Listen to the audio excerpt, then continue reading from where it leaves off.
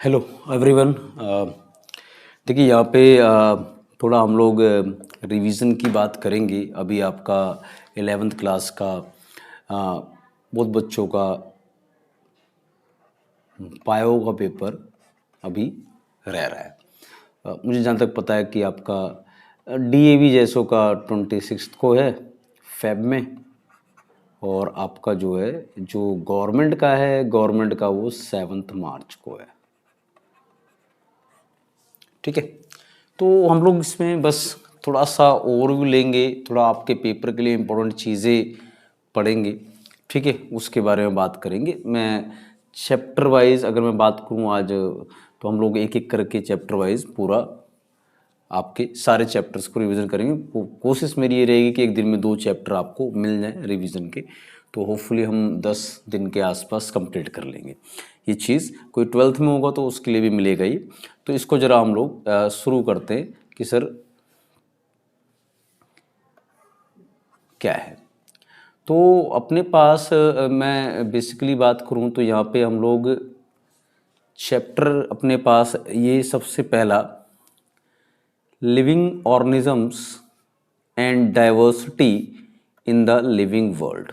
तो अपने पास सबसे पहले कंटेंट ही यही है चैप्टर फर्स्ट में कि भाई व्हाट इज़ लिविंग वर्ल्ड, आपके डाइवर्सिटी लिविंग वर्ल्ड। तो लिविंग ऑर्गेनिज्म आपको पता है कौन होते हैं। ठीक है, डाइवर्सिटी वर्ड आपके पास क्या आता है कि sir diversity means what. Biodiversity या डाइवर्सिटी अगर मैं देखूं तो यहाँ पे देखो बिल्कुल define. Biodiversity means what. Biodiversity refers to the number of varieties of plants and animals on the earth, the number of species that are known and described range between 1.7 to 1.8 million. Actually biodiversity का मतलब है, अब इसने खाली plant और animals को represent कर दिया। बायोडाइवर्सिटी का रियल मतलब है कि भाई all the organisms on earth, उसको आप बायोडाइवर्सिटी बोल रहे हैं। ठीक है, अब ये जो इसने यहाँ पे बात कही है वो ये कही है कि भाई आपका रेंज, तो सिंपल बात है भाई आपके पास हम अगर टोटल बात करें तो 1.7 से 1.8 मिलियन हम अभी तक जानते हैं या जो हम डिस्कवर कर चुके हैं। उसके बाद जो है आपका एक एस्टिमेशन बोला जाता है कि अर्थ पर प्रेजेंट स्पीसीज कितनी है। आप बोल सकते हैं अपनी एनसीईआरटी के अकॉर्डिंग तो लगभग 7 मिलियन के आसपास बोल दिया जाता है, और ये बताया था रॉबर्ट मे नाम के साइंटिस्ट ने, वो 12th में आता है। ठीक है, 7 मिलियन के आसपास। अब नई अगर अपडेटेड अगर बात करेंगे तो मोर देन 8 मिलियन स्पीसीज बोली जाती हैं अर्थ पर मिलती हैं। तो बेसिकली आपके पास ये चीज़ पहली पता है बायोडाइवर्सिटी आप किसको बोल रहे हैं। ठीक है, अब बायोडाइवर्सिटी हमें समझ में आती है कि सर बायोडाइवर्सिटी आप किसको बोल रहे हैं। तो अपने पास जो है बायोडाइवर्सिटी से यहाँ पे थोड़ा सा मैं रिलेशन लूँ तो अपने पास हमने सबसे पहली चीज़ क्या पढ़ी कि सर बायोडाइवर्सिटी एक्चुअली है क्या चीज़। तो हमें क्लियर कि सर बायोडाइवर्सिटी किसे बोलते हैं। अगली बात करते हैं कि सर बायोडाइवर्सिटी के बाद अपने पास आता है कि sir what are the characters actually, what are the characters of living organism. कि सर लिविंग ऑर्गेनिज्म के क्या कैरेक्टर। देखो मेन कैरेक्टर तो इसका यही है कि एक ग्रोथ होता है सर, रिप्रोडक्शन होता है, मेटाबॉलिज्म होता है, सेलुलर ऑर्गेनाइजेशन होता है, कॉन्शियसनेस होता है। तो कॉन्शियसनेस बिल्कुल क्लियरली आपको दे रखा है, एबिलिटी टू सेंस एनवायरनमेंट। अगर आप एनवायरनमेंट को सेंस कर पा रहे हैं, सिंपल बात है अपने पास एक नॉन लिविंग थिंग है और एक अपने पास लिविंग थिंग है। तो आपको पता है अगर आप इस नॉन लिविंग थिंग को एयर वाटर या किसी के कांटेक्ट में लाएंगे तो ये कुछ भी सेंस नहीं करने वाला, रिस्पॉन्स नहीं देने वाला। बट लिविंग को लाएंगे तो कुछ उसका रिस्पॉन्स रहेगा, that is called as sense condition या कॉन्शियसनेस बोला जाता है। इसमें एक वर्ड आता है बहुत ज़्यादा इंपॉर्टेंट, वो क्या है कि सर कॉन्शियसनेस पे एक क्वेश्चन आता है आपका, क्या, सेल्फ कॉन्शियसनेस। सर जो अपने बारे में भी अवेयर है, सेल्फ कॉन्शियसनेस। जैसे लायन को नहीं पता कि वो लायन है, पर एक ह्यूमन बीइंग ऐसा है जिसको सेल्फ कॉन्शियसनेस है। ठीक है, ये चीज़ हो सकती है कि हमें सिर्फ ह्यूमन के अकॉर्डिंग डाटा पता हो और किसी के अकॉर्डिंग डाटा ना पता हो, सेल्फ कॉन्शियसनेस। लेकिन आपको बेसिकली आइडिया होना चाहिए किसको बोल रहे हैं आप, सेल्फ कॉन्शियसनेस। ओके, उसके बाद जो है अपने पास कैरेक्टर्स में ग्रोथ आपको अगर पता हो, याद हो, थोड़ा सा आपने पढ़ा हो, तो ग्रोथ क्या होता है सर, सेल के साइज में और या फिर सेल के नंबर में या फिर दोनों में अगर इंक्रीमेंट हो रहा है तो उसे ग्रोथ बोल देते हैं। ठीक है, इस पे थोड़ा सा एक कंडीशन ये आती है, थोड़ा आपको अगर याद हो तो एक कंडीशन ये आती है ग्रोथ में कि सर लिविंग नॉन लिविंग के ऊपर आता है कॉन्सेप्ट आपका। तो लिविंग में आपके पास ग्रोथ के बारे में क्या बोल दिया जाता है सर, लिविंग में आपके पास ग्रोथ के बारे में बोल दिया जाता है कि सर लिविंग की ग्रोथ जो होती है always internal and irreversible living में। जबकि नॉन लिविंग की अगर मैं बात करूं कैसी ग्रोथ होती है सर, नॉन लिविंग की ग्रोथ होती है एक्सटर्नल और रिवर्सिबल। सिंपल बात है, एक बिल्डिंग है उसके ऊपर मैं एक और बिल्डिंग बना दूं, एक और बना दूं फ्लोर, ठीक है, तो ये फर्स्ट सेकंड थर्ड, तो ये ग्रोथ हुई। पर मैं इसको उल्टा भी कर सकता हूं, रिवर्स। और ये नॉन लिविंग है तो नॉन लिविंग क्या होता है, डिपोजिशन ऑफ मैटर है। जबकि लिविंग में क्या होता है, एक सेल है डिवाइड होकर दो आएगा तो इंटरनली आया, और इसको आप रिवर्स नहीं कर सकते, तो ये लिविंग के साथ करेक्टर होता है, that is called as growth. ठीक है, तो नॉन लिविंग वाली कंडीशन, लिविंग वाली कंडीशन, दोनों में एक तरह से ग्रोथ दिखाई दे रहा है, तो इसीलिए ग्रोथ को हम प्रॉपर फीचर लिविंग का नहीं बोल सकते। एक बात समझिएगा। सेकंड चीज इसमें आता है कि sir reproduction, reproduction as you know, reproduction मतलब आपका सिंपली क्या होता है सर, एबिलिटी टू रिप्रोड्यूस। तो सर ये एबिलिटी आपको पता है लिविंग की होती है वैसे, बट आपको पता है ऐसे बहुत सारे लिविंग हैं जो रिप्रोडक्शन नहीं करेंगे। सिंपल एग्जांपल, अगर कोई ह्यूमन बीइंग है और वो पूरी लाइफ मैरिज ना करे और नई जनरेशन नहीं आ रही उसकी, इसका मतलब ये नहीं है कि वो लिविंग काउंट नहीं होगा। तो इसीलिए क्योंकि ये दोनों प्रॉपर लिविंग को डिफाइन नहीं कर पाते, तो इसीलिए इनको हम कई बार वर्ड क्या यूज करते हैं, नॉन डिफाइनिंग फीचर्स। किसके, लिविंग के। ठीक है, non defining features of living हम इनको बोल देते हैं। किसकी बात कर रहा हूं मैं, ये ग्रोथ और रिप्रोडक्शन की यहाँ बात हो रही है। ठीक है, इसमें फटाफट आगे चलते हैं कि ग्रोथ और रिप्रोडक्शन में आपने ये चीज़ बताई कि भाई ये प्रॉपर लिविंग को डिफाइन नहीं करते। फिर सेलुलर ऑर्गेनाइजेशन, सर सारे के सारे ऑर्गेनिज्म सेल से बने होते हैं, आपको पता है। प्रोकैरियोटिक जो कि बैक्टीरिया होता है, वहाँ से लेकर अगर आप चले जाओ पूरा एनिमल तक, तो आपको क्या होता है, सब सेल। प्रोकैरियोटिक में आपके पास सारे यूनिसेलुलर होते हैं, जबकि यूकैरियोट्स में आपके पास प्रोटिस्टा यूनिसेलुलर हैं, फंजाई में एक यूनिसेलुलर हैं, कुछ प्लांट्स में एल्गी यूनिसेलुलर है, बाकी एनिमल, बाकी सब मल्टीसेलुलर होते हैं। तो ये सेलुलर ऑर्गेनाइजेशन। और जो प्रॉपर अगर लिविंग नहीं है जैसे वायरसेस या वायराइड वगैरह, तो उनको आप सेलुलर ऑर्गेनाइजेशन नहीं होता उनके पास, इसकी वजह से वो प्रॉपर लिविंग भी नहीं काउंट होते। ठीक है, कॉन्शियसनेस मैंने आपको बता दिया। बाकी होम्योस्टेसिस आपका इंटरनल टेम्परेचर या इंटरनल एनवायरनमेंट को कांस्टेंट मेंटेन रखना। जैसे हमारी बॉडी का internal temperature 37 degree centigrade, same ऐसे हमारी अगर मैं बात करूं तो आपका water and mineral concentration maintain करना, ये होम्योस्टेसिस है। बाकी सेल्फ रेप्लिकेशन, डीएनए से डीएनए बनाना, सेल्फ रेगुलेशन, अपनी बॉडी को खुद कंट्रोल करना, उसके लिए आपके पास हार्मोन न्यूरॉन का सिस्टम होता है पूरा। ठीक है, तो आई थिंक ये क्लियर होगा। फिर नीड फॉर क्लासिफिकेशन, सिंपल बात है, क्लासिफिकेशन की जरूरत क्यों है सर, सर क्लासिफिकेशन की जरूरत इसलिए है हमें क्योंकि हमें बहुत सारे वास्ट नंबर में प्लांट एनिमल वगैरह हैं, ऑर्गेनिजम्स हैं, उनको कैटेगराइज करना पड़ेगा, नाम देना पड़ेगा, याद रखना पड़ेगा, स्टडी करनी पड़ेगी, समझना पड़ेगा, तो इसके लिए कैटेगराइज करना जरूरी है। उसके बाद दूसरा, to study the relationship among organism का एक दूसरे से रिलेशन क्या है, तो उसको बोलेंगे। फिर उसके बाद ये फुल फॉर्म है ICZN ICBN। देखो ये international code for botanical nomenclature, ये साइंटिफिक नेम देता है किसको, यही ऑर्गेनाइजेशन डिसाइड करता है कि प्लांट का किसी साइंटिफिक नेम क्या है। जैसे अगर आप बात करेंगे वीट का ट्रिटिकम एस्टिवम, तो वो आपका किसने डिसाइड किया होगा, ICBN ने। कि कोई भी एनिमल डिस्कवर होता है तो उसका साइंटिफिक नेम कौन डिसाइड करता है, international code for zoological nomenclature. ठीक है, इसके बारे में ध्यान रखें। टेक्सोनॉमी क्या चीज होती है, इसको थोड़ा सा आप समझते हैं। What do mean by sir taxonomy, taxonomy आप किसको बोलते हैं, ये थोड़ी सी समझने वाली चीज है। तो लेट्स से हम बात करेंगे टेक्सोनॉमी की। तो टेक्सोनॉमी क्या चीज होती है सर, टेक्सोनॉमी को समझ लेते हैं। सर टेक्सोनॉमी आप जनरली बोल देते हैं क्या है, study of principles and procedures of classification. बड़ा अलग सा इसने वर्ड यूज कर दिया, study of principles and classification. मैं बहुत सिंपल वर्ड में अगर कहूँ कि आपके पास दो वर्ड हैं, देखो एक तो यहाँ पे टेक्सोनॉमी लिखा हुआ है, एक यहाँ पे सिस्टमैटिक्स वर्ड आएगा। तो जब हम बात करते हैं किसी भी ऑर्गेनिज्म को क्लासीफाई करने की, तो उसमें उसका एक आइडेंटिफिकेशन आता है, ऑर्गेनिज्म को आइडेंटिफाई करेंगे। फिर ऑर्गेनिज्म को कैरेक्टर के बेस पर आप क्या करेंगे, किसी ग्रुप में क्लासीफाई करेंगे, क्लासिफिकेशन, और तीसरा आता है उसका नॉमेनक्लेचर। नॉमेनक्लेचर मीन्स उसको साइंटिफिक नेम देना, ठीक है। तो जब हम किसी भी ऑर्गेनिज्म को देखते हैं तो हमारे पास जो ऑर्गेनिज्म होता है उसके पहले फीचर में ये आइडेंटिफिकेशन, क्लासिफिकेशन, नॉमेनक्लेचर, ये इस वाले को तो हम बोलते हैं टेक्सोनॉमी। टेक्सोनॉमी सिंपली इसने जैसे कहा कि भाई हम प्रिंसिपल्स और प्रोसीजर की स्टडी करते हैं, क्लासिफिकेशन, सही बात है कि हम रूल रेगुलेशन के बारे में पढ़ते हैं क्लासीफाई करने के लिए, बट एक्चुअली टेक्सोनॉमी क्या क्या इंक्लूड करता है?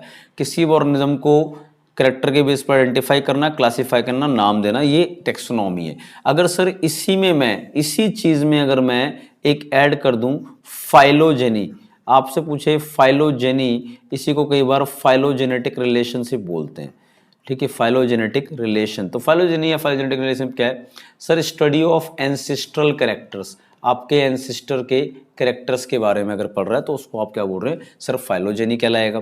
तो अगर आप सिंपल कहें कि सर टेक्सोनॉमी क्या चीज़ है, तो सर टेक्सोनॉमी ये है कि अगर आप ये तीनों इंक्लूड कर रहे हैं किसी चीज़ में तो उसको आप क्या बोल रहे हैं? टेक्सोनॉमी बोल रहे हैं। बट जैसे आप इसमें फाइलोजेनी ऐड करेंगे तो क्या कहलाएगा? सिस्टमैटिक्स। तो मैं बहुत सिंपल से वर्ड में अगर मेंशन करना चाहूँ तो मैं क्या मेंशन करूँगा कि सर सिस्टमैटिक मतलब हो गया कि टेक्सोनॉमी के अंदर आपने क्या किया? फाइलोजेनी को ऐड कर दिया। मतलब प्रॉपर जाओ तो टेक्सोनॉमी तो बस क्या चीज़ है कि सर जिसमें आइडेंटिफिकेशन, क्लासिफिकेशन, नॉमेनक्लेचर आता है, जबकि फाइलो आपका सिस्टमैटिक क्या है सर? जिसमें आपके पास identification, classification, nomenclature plus phylogeny भी आएगा। ये डिफरेंस ध्यान रखना, ठीक है। फादर ऑफ टेक्सोनॉमी वो आपके कैरलस लिनियस हैं। सेम ऐसी फादर जो आपके सिस्टमैटिक को पहली बार जिसने बताया वो कैरलस लिनियस, उन्होंने एक किताब लिखी थी सिस्टमा नेचुरा। सिस्टमा नेचुरा में क्या था? साइंटिफिक नेम थे सारे एनिमल्स के, ठीक है। ऐसे ही इन्होंने स्पीसीज प्लांटेरम लिखी थी जिसमें सारे प्लांट्स के नाम थे। इन्होंने किताब लिखी थी, 6-7 किताब लिखी थी, पर ये 2 को ध्यान रखिएगा आप। ओके, अब देखो बात करते हैं इसके अंदर कि सर ठीक है आपने ये चीज़ बताई पहला अपने पास, तो हम लोगों ने ये टेक्सोनॉमी भी समझ में आ गया।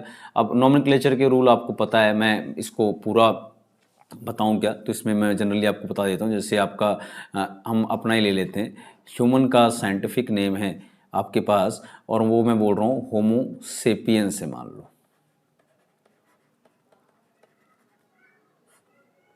तो मैंने बिल्कुल सिंपल चीज़ क्या करी है, मैंने आपके सामने बस ये किया है कि सर इसमें एक पहला वर्ड है, पहला लेटर है, उसको बोल रहे हैं, सॉरी फर्स्ट वर्ड है उसको बोल रहे हैं जीनस, दूसरा है स्पीसीज आएगा या स्पीसीज एपिथेट आएगा, जेनेरिक नेम भी बोलते हैं इसे। इसका पहला लेटर कैपिटल, बाकी सारे स्मॉल, इसके सारे लेटर स्मॉल।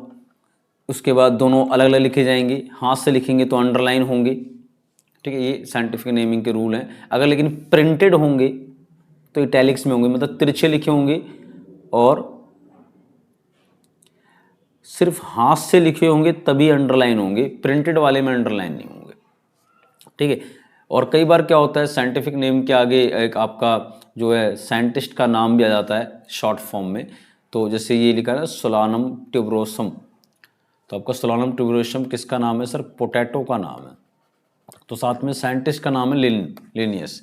तो कई बार इसको ट्राइनोमियल वर्ड यूज किया जाता है, ठीक है। और इसको इटैलिसाइज्ड नहीं किया जाएगा साइंटिस्ट के नाम को, इटैलिक्स में नहीं लिख सकते इसे आप।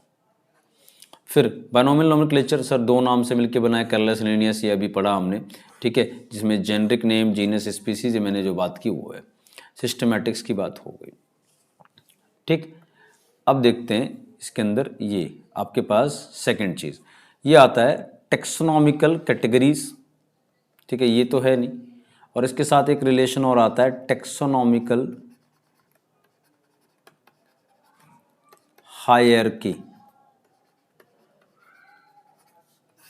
ठीक है। इसको थोड़ा सा हम समझते हैं। टेक्सोनॉमिकल हायरार्की ये वर्ड लिखा हुआ है, और टेक्सोनॉमिकल कैटेगरीज। अब इसमें लिखा है deals with the arrangement of various steps, categories और टेक्सा रैंक, ये स्टेप्स ऑफ क्लासिफिकेशन टेक्सोनॉमी, ठीक है। मैं थोड़ा सा इसमें आगे चलता हूँ।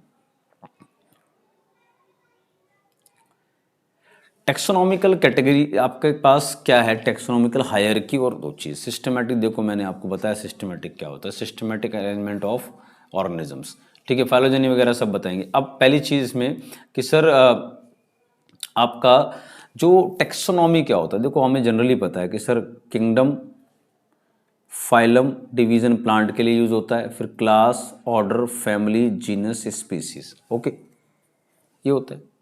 सर ये जो पूरा हायरकी है, पूरा सिस्टम ऑफ क्लासिफिकेशन, इसको बोलेंगे टेक्सोनॉमिकल हायरकी। हायरकी का मतलब होता है रैंक वाइज अरेंजमेंट, जैसे ये ब्रिगेडियर साहब हैं, ये सिपाही है, ऐसे। तो किसी भी ऑर्गेनिज्म को क्लासिफाई करेंगे तो सब कुछ आएगा। ठीक है, तो ये पूरा किंगडम से लेकर स्पीसीज है, स्पीसीज से लेकर किंगडम, इसको बोलेंगे आप टेक्सोनॉमिकल हायरकी। सेकंड चीज कि सर इस टेक्सोनॉमिकल हायरकी में जो अपने पास ये जो एक एक स्टेप, लाइक किंगडम एक रैंक है, सर क्लास भी एक रैंक है, फाइलम भी एक रैंक है, ऑर्डर भी एक रैंक है। तो ये जो सिंगल सिंगल रैंक है, इसी को हम क्या बोल रहे हैं, टेक्सोनॉमिकल कैटेगरीज या कैटेगरी और रैंक पोजीशन को, इसी को कई जगह टेक्सा, टेक्सोन, ये सब बुलाया जाता है। तो एक तरह से टेक्सोनॉमिकल हायरकी बहुत सारी टेक्सोनॉमिकल कैटेगरी को मिला के बोला जाता है। एक एक पोजीशन को कैटेगरी या रैंक या फिर टेक्सा, टेक्सोन, और पूरे को बोलते हैं हायरकी बोला जाता है। ठीक है, अब इसमें एक पॉइंट और याद रखेंगे, वो क्या, इसमें एक पॉइंट ये याद रखेंगे कि सर जब आप ये अरेंजमेंट आपने कहा, ठीक है कैटेगरीज की बात हो गई, तो इसमें एक बात ध्यान रखें कि सर स्पीसीज में सबसे ज़्यादा कॉमन कैरेक्टर होंगे। जैसे जैसे आप स्पीसीज से जीनस, सॉरी किंगडम की तरफ जाएंगे, सिमिलर कैरेक्टर जो है वो डिक्रीज कर जाएंगे and dissimilar character will increase. और साथ में ध्यान रखना ये वाइस वर्सा भी है, उल्टा भी सही है, कि अगर आपसे बोल रहा है कि किंगडम से स्पीसीज में आएंगे तो क्या होगा, तो सिमिलर कैरेक्टर बढ़ेंगे और डिसिमिलर वाले घटेंगे, ये थोड़ा सा ध्यान रखिएगा। ठीक है, बाकी species group of organism, genus group of species, family group of genus, order group of families, class group of class, sorry order, उसके बाद फाइलम और division group of class, kingdom और ग्रुप ऑफ फाइलम। जैसे मैं बहुत simple इसके अंदर आपको बता देता हूँ, जैसे अपने पास एक जीनस है जो आपकी बुक में मेंशन है, वो है पैंथरा। तो इसके तीन, आपने ये पैंथरा जो जीनस है, इसके तीन स्पीसीज आपने पढ़ी है। एक है लियो, लायन वाला, फिर एक है टिग्रिस, टाइगर वाला, एक है फिर पारडस, पैंथर वाला। तो ये जो जीनस है, it is group of many species. बस यही बात ऊपर नीचे से ऊपर वाले पे लागू होती है। जैसे एक किंगडम जो है बहुत सारे फाइलम का ग्रुप है, जैसे बहुत सिंपल है सर, आपका एनिमल किंगडम जो है वो 11 फाइलम कंटेन करता है।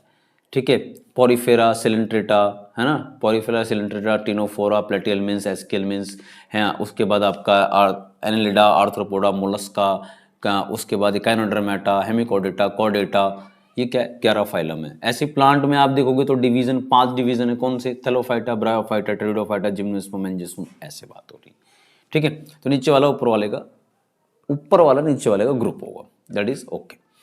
फिर उसके बाद स्पीसीज, अब आपको देखो व्हाट इज स्पीसीज, आप अगर आपसे कभी क्वेश्चन आया कि फिर define define me species, what is species, तो आप स्पीसीज को कैसे डिफाइन करेंगे, वो इंपॉर्टेंट अगर क्वेश्चन आपके पास बनता है तो उसके लिए आप थोड़ा सा यहाँ देखिए किस तरह से आप डिफाइन करेंगे। स्पीसीज क्या होता है सर, एक्चुअली स्पीसीज क्या है, all the members that can interbreed among themselves and can produce fertile offsprings are called species। okay, ठीक है, ये बायोलॉजिकल कंसेप्ट मेयर ने प्रपोज किया था, बस ध्यान रख लेना, वैसे नहीं आएगा, फिर भी आप ध्यान रख लेना।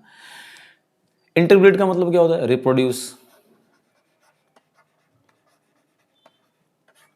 क्या कह रहा है कि सर स्पीसीज ग्रुप है उन मेंबर्स का जो आपस में रिप्रोड्यूस करके नई जनरेशन ला सकते हैं, और वो नई जनरेशन कैसे होनी चाहिए, फर्टाइल। जैसे ह्यूमन से रिप्रोड्यूस करेगा तो नई जनरेशन आएगी, फर्टाइल होगी, उसकी वाली जनरेशन आ सकती है। पर अगर मैं बात करूं ह्यूमन का किसी और से या किसी और ऑर्गेनिज्म, तो वहाँ पे फर्टिलिटी नहीं आती है। जैसे आपको पता होगा एक एग्जांपल, एक होता है म्यूल, म्यूल मीन्स खच्चर, तो इसमें मेल डोंकी और फीमेल हॉर्स के बीच कॉपुलेशन करवा के लाया जाता है, तो ये फर्टाइल नहीं होता है। ठीक है, अब देखो अगली चीज इसके अंदर मैं बता दूं आपके पास जो इंपॉर्टेंट आती है कि भाई यहाँ पे 3 डोमेन्स ऑफ लाइफ। एक्चुअली क्या है डोमेन, अगर आपसे कहे डोमेन क्या होता है, सर डोमेन इज देखो टेक्सोनॉमिकल हायरार्की में सबसे हाईएस्ट तो आपका किंगडम को ही बोला जाता है, कॉम्प्लेक्स एंड हाईएस्ट। पर अगर कभी डोमेन वर्ड पूछ ले तो डोमेन इसके ऊपर की क्लासिफिकेशन होती है। मतलब एक domain it is a group of kingdoms. सबसे अगर डोमेन भी ऑप्शन में दिया सबसे हाईएस्ट क्लासिफिकेशन यही होगा। ओके, उसके बाद डोमेन है क्या, डोमेन जो है इसको प्रपोज किया था एक साइंटिस्ट कार्ल वूज ने। ठीक है, अब ईयर वगैरह याद रखो। ठीक है, इन्होंने ही 6 किंगडम क्लासिफिकेशन दिया था। अब ये सर 6 किंगडम क्लासिफिकेशन आप मुझे समझाओ। देखो मैं बिल्कुल क्लियर दिखा देता हूँ। इन्होंने 3 डोमेन बताए, आर्किया जिसमें आर्की बैक्टीरिया आते थे, यू बैक्टीरिया वाले को मोनरा, आपका एक किंगडम दे दिया पूरा। ठीक है, और उसके बाद यूकैरियोटा, उसमें ये सारे के सारे आते थे। देखिए आपको पता है ये आर्की और यू बैक्टीरिया दोनों किंगडम मोनरा में आते हैं। तो जो किंगडम मोनरा के 2 फाइलम हैं आर्की और यू बैक्टीरिया, इन्होंने उसको अलग अलग कर दिया। तो इन्होंने उसको सेपरेट कर दिया और इस बेस पर इन्होंने क्या किया, डोमेन 1, डोमेन 2, डोमेन 3। 1 डोमेन में आर्की बैक्टीरिया आते हैं, यू बैक्टीरिया दूसरे डोमेन में आते हैं, और सारे जितने यूकैरियोट्स हैं, प्रोटिस्टा, माइकोटा मीन्स यहाँ पे फंजाई को बोला जा रहा है, माइकोलॉजी आपने पढ़ा होगा, या माइकोबायोट, प्लांट, एनिमल, ये सारे यूकैरियोट्स ये तीसरे डोमेन में आते हैं। अब अगर मैं इन्हीं को बात करूं कि सर इसको आप जरा मुझे किंगडम वगैरह में समझाइए, तो मैं बहुत सिंपली बता देता हूं इसको। आपके सामने है, देखो आपको पता है कि सर ये दोनों तो आ गए मोनरा में, सॉरी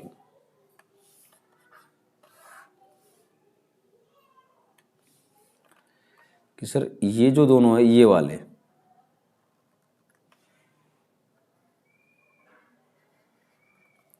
तो ये मोनरा किंगडम में आ गए। ठीक है, जबकि ये एक अलग किंगडम, ये एक अलग किंगडम, दैट इज मैंने फिर बता दूं, मैंने कहा ना भी फंजाई को बोलते हैं।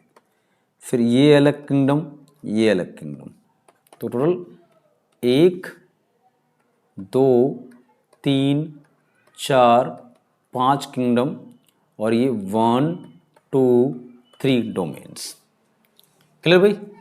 फिर नीचे आपको बस ध्यान रखिएगा कि देखो यहाँ पे एक स्टेटमेंट को याद रख लेना जो मैंने अभी बताई थी,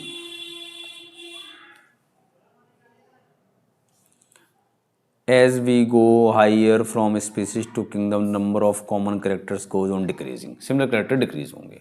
ठीक है, फिर ये थोड़ा ध्यान रख लेना, बायोलॉजिकल नेम ये 4 के हैं।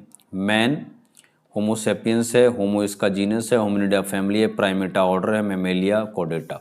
ऐसे house fly Musca domestica, Musca Muscidae, ये ध्यान रखना ऑर्डर क्या है, mango Mangifera indica, Mangifera Anacardiaceae, Sapindales जैकोटिल, वीट ट्रिटिकम एस्टिवम, ये और वो लायन वगैरह के भी आपके एनसीईआरटी में, उसको ध्यान रखिएगा। ठीक है, that is about chapter first. ये अपने सिलेबस में नहीं है,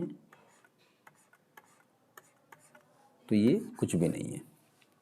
that is about a brief introduction और brief revision of chapter first. ठीक है, चैप्टर फर्स्ट का एक ब्रीफ ओवरव्यू है, तो होपफुली ये समझ में आ गया होगा। ऐसे ही चैप्टर सेकंड का, थर्ड का, फोर्थ का ऐसे लेंगे हम लोग। ठीक है, थोड़ा आपको समझ में आएगा। Okay, thank you very much.